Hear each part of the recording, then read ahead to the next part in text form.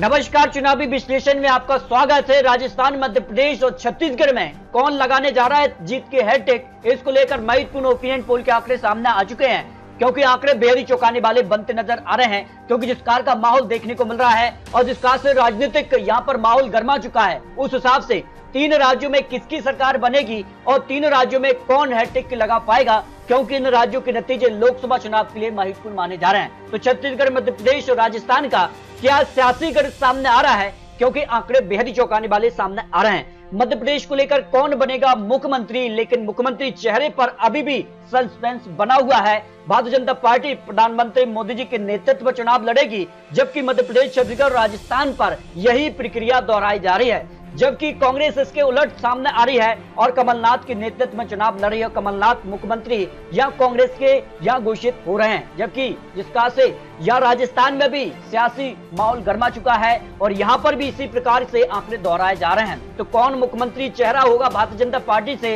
ये भी क्लियर नहीं है। लेकिन बड़े बड़े केंद्रीय मंत्री हो या बड़े चेहरे यहाँ चुनावी मैदान में उतर रहे हैं, जबकि अशोक गहलोत यहाँ कांग्रेस के बड़े उम्मीदवार के तौर पर दिखाई दे रहे हैं। छत्तीसगढ़ में भी इसी प्रकार यहाँ पर काफी महत्वपूर्ण आंकड़े हैं और यहाँ का माहौल भी बेहद ही चुनौतीपूर्ण सामने आ रहा है। तो 3 राज्यों में किसकी सरकार बनेगी, लेकिन तीनों ही राज्यों पर भारतीय जनता पार्टी ने पीएम मोदी के चेहरे पर चुनाव लड़ने जा रही है। तो क्या कुछ आंकड़ा होगा? मध्य प्रदेश में सियासी गढ़ बढ़ चुका है और सियासी आंकड़ा जो है वो काफी चौंकाने वाला रहा है, क्योंकि कई बड़ी योजनाएं भी सामने आ रही हैं और इन योजनाओं के दम पर क्या वापसी करेंगी, क्योंकि जिसका से चुनावी मैदान में बड़े बड़े दिग्गज नेता यहाँ चुनावी मैदान में उतर गए हैं। तो क्या इन्हीं चेहरों में से मुख्यमंत्री चेहरा एक होगा, ये भी सस्पेंस बना हुआ है।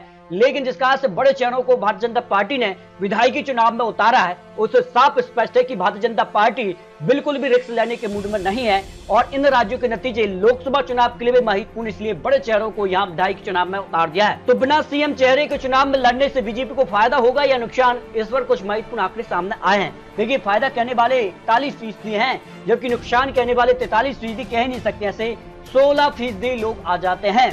अगर आज चुनाव होते हैं तो किस ओर जा सकता है कौन, इस पर कुछ महत्वपूर्ण आंकड़े जो Pace Media News 24 opinion poll के आंकड़े तीनों ही राज्यों को लेकर सामने आ रहे हैं। यह बीजेपी के साथ अगड़ी जाति से 52.6% लोग जा सकते हैं, कांग्रेस को 35.6%, अन्य के साथ यहाँ 11.7%, पिछड़ी जाति के 48.3%, भारतीय जनता पार्टी के साथ 44.4% यहाँ पर जो है कांग्रेस के साथ और 7.3% अन्य के साथ जा सकते हैं। अनुसूचित जाति से 46.8% भारतीय जनता पार्टी के साथ, 39.6% कांग्रेस के साथ और अन्य के साथ 13.6% लोग जा सकते हैं। मुस्लिम जाति से अगर बात की जाए तो 13.7% भारतीय जनता पार्टी के साथ, 73.7% कांग्रेस के साथ और 12.6% अन्य के साथ मुस्लिम वोट बैंक जा सकता है। अन्य में जिसमें अनुसूचित जनजाति भी आती है, इसमें 48.2% यहाँ पर भारतीय जनता पार्टी के साथ, 43.3% कांग्रेस के साथ और 8.5% यहाँ पर अन्य के साथ जा सकते हैं, जो ओपिनियन पोल सामने आ रहा है। मध्य प्रदेश में सबसे बड़ी समस्या या मुद्दा कौन सा दिखाई दे रहा है? महंगाई 43.9% बड़ा मुद्दा है, बेरोजगारी भी 31.4% का एक बड़ा मुद्दा माना जा रहा है, भ्रष्टाचार भी 26.3%, कह नहीं सकते ऐसे 8.4% लोग आ जाते हैं, जो Pace Media News 24 opinion poll के आंकड़े सामने आ रहा है। सीएम पसंद के लिए सबसे पसंदीदा चेहरा कौन इस वक्त दिखाई दे रहा है? इसमें शिवराज सिंह चौहान बाजी मारते नजर आ रहे हैं। 44.2% लोगों के पसंद बने हुए हैं, एक बड़ा चेहरा माने जाते हैं, जिसका से मामा से भी विख्यात हैं और जिसका से यहाँ पर कई बड़ी योजनाएं यहाँ पर मध्य प्रदेश में वर्तमान में लागू की हैं। तो इसका कितना फायदा भारतीय जनता पार्टी को मिलेगा? जबकि कमलनाथ भी यहाँ पर बराबर की टक्कर दे रहे हैं, 44.1% लोग कमलनाथ को यहाँ मुख्यमंत्री के तौर पर देखना चाह रहे हैं मध्य प्रदेश में, कह नहीं सकते। 11.8% ऐसे भी लोग हैं इन दोनों चेहरों के अलावा अन्य को मुख्यमंत्री चेहरे के तौर पर देखना चाह रहे हैं। आप अपनी समस्या मुद्दे के लिए किसे जिम्मेदार यहाँ पर मानते हैं? विधायक यहाँ 39.9% लोगों यहाँ पर मान रहे हैं इनको जिम्मेदार, मुख्यमंत्री को 26%, नौकरशाही को 21.6%, कह नहीं सकते ऐसे 12.5% लोग आते हैं जो मध्य प्रदेश को लेकर यहाँ पर मुद्दा या जिम्मेदार जिन्हें माना जा रहा है। शिवराज सरकार की लाडली बहना योजना मतदाताओं में मास्टर स्ट्रोक का काम करेगी, क्योंकि जिस कहा से आंकड़े बन रहे हैं मतदाताओं के लिए कहीं ना कहीं बड़े ऐलान भी किए जा रहे हैं, लेकिन इसमें लाडली बहना और लाडली आवास योजना एक महत्वपूर्ण योजना के तौर पर देखी जा रही है, क्योंकि जिस कहा से हाल ही में सर्वे के आंकड़े भी सामने आ रहे कि महिलाएं अब ज्यादा वोट करती नजर आ रही हैं पुरुषों की अपेक्षा। और यहाँ पर जिस प्रकार से महिलाओं के लिए एक लाडली बहना योजना है, ये मास्टर स्ट्रोक की तरह काम करेगी। ये कहीं ना कहीं एक बड़ी यहाँ पर योजना के तौर पर देखी जा रही है। यहाँ कहने वाले 48.1% लोग हैं कि इसका फायदा मिलेगा, नहीं 38.1% कह नहीं सकते, 13.7% लोग आते हैं। यानी ये योजना का फायदा जबरदस्त भारतीय जनता पार्टी को मध्य प्रदेश में मिल सकता है। मुख्यमंत्री शिवराज सिंह चौहान के काम को आप कैसा देखते हैं? अच्छा कहने वाले 34.4% हैं, खराब कहने वाले 27.8%, औसतन आंकड़ा 22.1% और कह नहीं सकते ऐसे 15.7% लोग आ जाते हैं जो आंकड़े निकल के सामने आ रहे हैं। क्या मोदी के नाम पर वोट मांगने से बीजेपी को फायदा होगा? क्योंकि जिस कहा से यहाँ पर प्रधानमंत्री मोदी चुनावी मैदान में है और बड़े बड़े ऐलान करते भी नजर आए हैं, तो ऐसे में कितना फायदा भारतीय जनता पार्टी को होगा? इसके अलावा तीनों ही राज्यों को लेकर प्रधानमंत्री मोदी जी ने कमान संभाल ली है, चाहे जेपी नड्डा जी हो या अमित शाह जी हो या फिर केंद्रीय मंत्री भी यहाँ चुनावी मैदान में उतर रहे हैं। तो हाँ कहने वाले 47.5% लोग हैं कि इसका फायदा मिलेगा, नहीं कहने वाले 44% कह नहीं सकते, 8.5% लोग आते हैं। राहुल गांधी की भारत जोड़ो यात्रा से मध्य प्रदेश में कांग्रेस को फायदा हो गया है नुकसान, क्योंकि कर्नाटक में इस यात्रा का फायदा मिला है। तो हाँ कहने वाले 43.5% हैं, नहीं कहने वाले 37.9%, कह नहीं सकते ऐसे 18.7% लोग आ जाते हैं। तो कौन किस ओर जा सकता है, इसके भी आंकड़े सामने आ रहे हैं। तो देखिए बीजेपी के साथ महिला वोट 47.2% जा सकता है, जबकि पुरुष 47.5%, कांग्रेस के साथ 44.3% महिलाएं और यहाँ पर 46.6% यहाँ पुरुष जाने की संभावना ओपिनियन पोल के हिसाब से लगाई जा रही है। तो किसको कितने फीसदी वोट शेयर जा सकता है 2018 के मुकाबले 2023 का, क्या सियासी गणित सामने आ रहा है? इस पर Pace Media News 24 opinion poll के सर्वे के आंकड़े मध्य प्रदेश को लेकर सामने आ रहे हैं।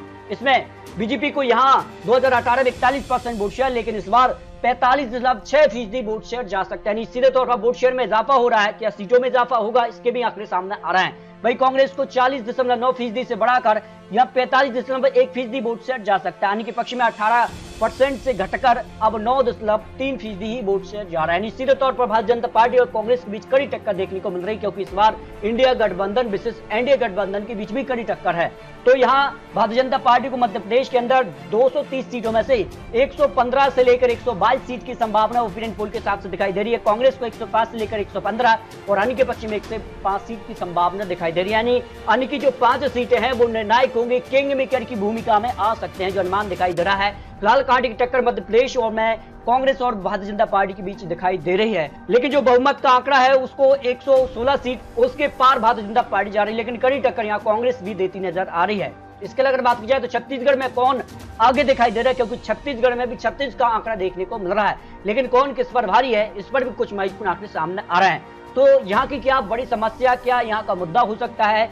महंगाई यहाँ पर 38.6% लोगों की एक समस्या है, यहाँ पर जो है लोगों की मांग है। भ्रष्टाचार 30.8%, बेरोजगारी 11.0% और बिजली पानी 10.5% लोगों की समस्या है, कह नहीं सकते। 9.2% लोगों का एक बड़ा मुद्दा यहाँ पर दिखाई दे रहा है। महंगाई हर एक राज्य की एक बड़ी समस्या के तौर पर देखी जा रही है, जबकि जो समस्या आपने बताई है उसके लिए किसे जिम्मेदार मानते हैं लोग? विधायक के लिए 47.4% है, मुख्यमंत्री को 14.2% और नौकरशाही 16.6% के लोगों की एक बड़ी समस्या के तौर पर दिखाई दे रही है। तो छत्तीसगढ़ को लेकर कौन यहाँ पर मुख्यमंत्री के चेहरे के तौर पर सबसे आगे दिखाई दे रहे हैं? इस पर देखिए भूपेश बघेल यहाँ 43.2% लोगों की यहाँ पर चेहरे के तौर पर दिखाई दे रहे हैं, जबकि रमन सिंह यहाँ पर 27.5%, टी.एस. सिंहदेव भी 19.92% लोगों की पसंद बने हुए, कह सकते 10% ऐसे लोग भी हैं जो यहाँ पर 3 बड़े चेहरों में से अन्य चेहरों को मुख्यमंत्री के चेहरे के तौर पर देखना चाहेंगे। लेकिन भारतीय जनता पार्टी यहाँ पर मुख्यमंत्री चेहरा अब तक घोषित नहीं किया है, लेकिन कांग्रेस की तरफ से भूपेश बघेल यहाँ पर कांग्रेस के उम्मीदवार हो सकते हैं। लेकिन कौन किस ओर जा सकता है इस पर कुछ महत्वपूर्ण के सामने आ रहा है। इस पर देखिए कांग्रेस के साथ अगड़ी जाति 32% जा सकती है, तो भाई भारतीय जनता पार्टी के साथ 40% और अन्य के साथ 22% जा सकती है। पिछड़ी जातियों में 45.5% यहाँ पर कांग्रेस के साथ, 40.3% यहाँ बीजेपी के साथ और अन्य के साथ 14.2% लोग जा सकते हैं। अनुसूचित जाति से 41% कांग्रेस के साथ, 32% बीजेपी के साथ और अन्य के साथ 27% लोग जा सकते हैं। अनुसूचित जनजाति यहाँ पर 48.6% कांग्रेस के साथ, 42.3% यहाँ बीजेपी के साथ और अन्य के साथ 10.1% लोग जाने की संभावना दिखाई दे रही है। इस हिसाब से अगर बात की जाए तो किसानों के लिए नई योजना जो कि किसान सरकार यहाँ पर जो किसान न्याय योजना है, इस पर कांग्रेस को कितना लाभ मिल सकता है? कहने वाले 54% लोग हैं कि इसका कांग्रेस को फायदा मिल सकता है, नहीं कहने वाले 28% हैं, कह नहीं सकते 17.5% लोग आ जाते हैं। इस तरह से किसको कितने फीसदी वोट शेयर जा सकते हैं 2018 के मुकाबले 2023 का क्या सियासी गढ़ बन सकता है। तो कांग्रेस को 43% वोट शेयर 2018 में, इस बार 45.1% वोट शेयर जा सकता है। वहीं 33% वोट शेयर बीजेपी को 2018 में, इस बार 38.9% और अन्य के लिए 24% से घटकर 16% पर वोट शेयर आ सकता है, जो अनुमान ओपिनियन पोल के हिसाब से लगाया जा रहा है। इस हिसाब से सीटों की बात की जाए तो कांग्रेस को 55 से 60 सीट मिल सकती हैं, बीजेपी को 30 से 35 सीट और अन्य के पक्ष में 1 से 3 सीट की संभावना Pace Media News 24 opinion poll के सर्वे के आंकड़ों के हिसाब से लगाई जा रही है। जबकि राजस्थान में भी हर 5 साल में सत्ता बदलती है और इस हिसाब से इस बार किसका नंबर आएगा, क्या आंकड़ा बढ़ेगा, क्योंकि अशोक गहलोत ने बड़े बड़े ऐलान किए हैं, उस दम पर क्या कांग्रेस को फिर से सरकार में वापसी करा पाएंगे, इस पर भी कुछ महत्वपूर्ण आंकड़े सामने आ रहे हैं। तो राजस्थान में अगर सीटों की बात की जाए तो 141 सीटें सामान्य से आती हैं और अनुसूचित जाति से 34 सीट और अनुसूचित जनजाति से 25 सीटें आती हैं। और जिस कारण से राजस्थान का अगर सियासी हिसाब किताब आपको दिखाएं तो हिंदू करीब 28.5% हैं और मुस्लिम 9% लोग आ जाते हैं, जिनमें अगड़े 19% और पिछड़े 40% आ जाते हैं, जिसमें ब्राह्मण वोट 7% है, राजपूत 6%, वैश्य 4% और अन्य 2% यहाँ पर अगड़ों में आते हैं। जबकि पिछड़े वर्ग में 5% गुर्जर, जाट वोट बैंक 10% है, माली 4% और अन्य 21% आ जाते हैं। जबकि दलित 18% हैं और आदिवासी 14% वोट शेयर आता है। लेकिन कौन किसके पक्ष में जाएगा, इसके कुछ महत्वपूर्ण आंकड़े सामने आ रहे हैं। 200 सीटों के ओपिनियन पोल के हिसाब से बीजेपी को 109 से 119 सीट की संभावना दिखाई दे रही है, कांग्रेस को 78 से 88 और अन्य के पक्ष में 1 से 5 सीट की संभावना, और राजस्थान को लेकर 200 सीटों का जो ओपिनियन पोल है उस हिसाब से लगाई जा रही है। तो इस तरह से 3 राज्यों के चुनावी आंकड़े, चुनावी अनुमान आपको दिखाए।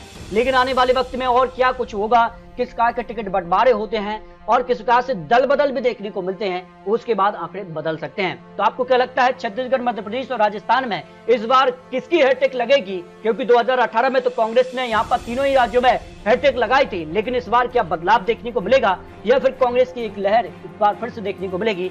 इस पर अपनी राय रख सकते हैं। मिलते हैं दोस्तों और लेटेस्ट और महत्वपूर्ण विश्लेषण के साथ, तब तक ले जय हिंद, जय भारत।